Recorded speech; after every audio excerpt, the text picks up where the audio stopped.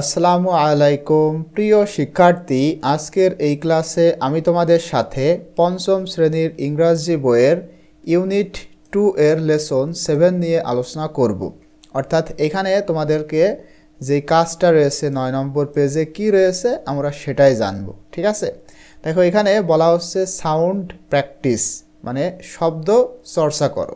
ঠিক আছে, নাম্বার 1 যেতে বলা হচ্ছে look, listen and say. Look মানে দেখা, লিসেন মানে শোনা এবং সে মানে বলা, অর্থাৎ দেখো, শোনো এবং বলো। দেখো এখানে এফ রয়েছে, F F F. F is for fan, অর্থাৎ এফ দিয়ে ফ্যান। ঠিক আছে, ফ্যান মানে যে ফ্যানটা মানে তোমরা জানো ঘোরে সেইটা। এরপরে দেখো ভি, এগুলো সব V. V is for van, অর্থাৎ এই যে ভ্যান, আর উপরে রয়েছে ফ্যান। তো বলা হচ্ছে the fan is on the van, অর্থাৎ এই যে ফ্যান, ফ্যান মানে ফ্যান, ফ্যানটি আছে ভ্যানের উপরে। অর্থাৎ এই যে ভ্যান, টোটাল এটা হলো ভ্যান, ভ্যানের উপরে রয়েছে ফ্যান। ঠিক আছে, এটা তোমাদের বোঝানো হলো।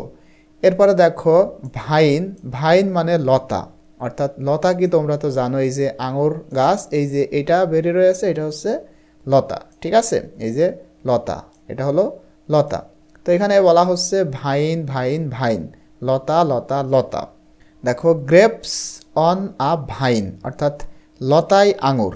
এই যে গ্রেপস অন আ ভাইন, লতায় আঙুর। অন মানে উপরে, আমরা কিন্তু বলবো না যে লতার উপরে আঙুর, এটা বলা যাবে না, কারণ আঙুর এটা তো আর লতার উপরে থাকে না, লতায় থাকে, এই জন্য বলবো লতায় আঙুর। ঠিক আছে, তাহলে ফাইন ফাইন ফাইন, ফাইন মানে ভালো।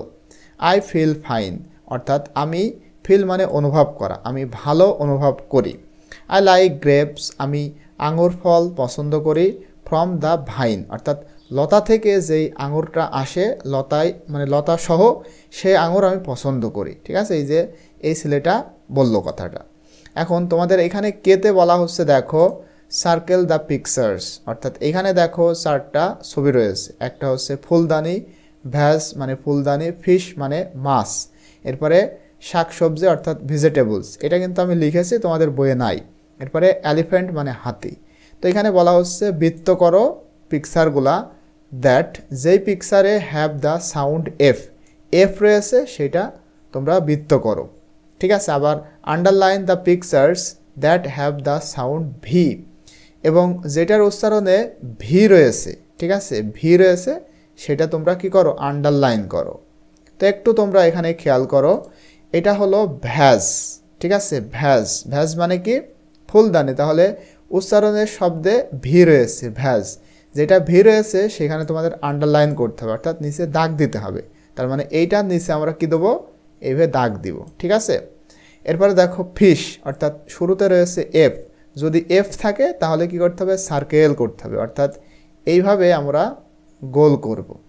এরপর দেখো ভেজিটেবলস মানে তো শাকসবজি, ভি রয়েছে তার মানে আন্ডারলাইন করতে হবে।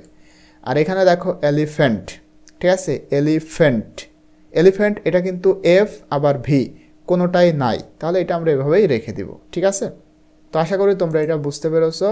পরবর্তীতে ইনশাল্লাহ আমি তোমাদের সাথে সৈকত ফ্যামিলি নিয়ে আলোচনা করব। টিল দেন আল্লাহ হাফেজ।